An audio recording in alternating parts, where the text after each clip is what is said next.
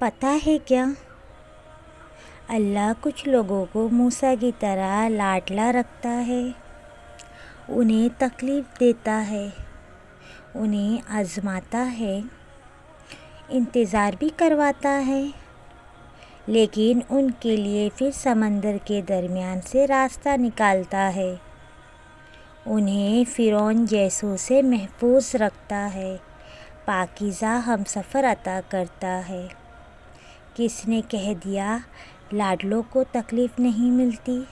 انہیں تو فرعون جیسوں سے لڑنا پڑتا ہے، تکلیف تو سب کو ملتی ہے، مگر اس کے حصے میں سب سے زیادہ ہوتی ہے جو اللہ کے سب سے زیادہ محبوب ہوتے ہیں۔ تو اس لیے کبھی بھی مایوس نہیں ہونا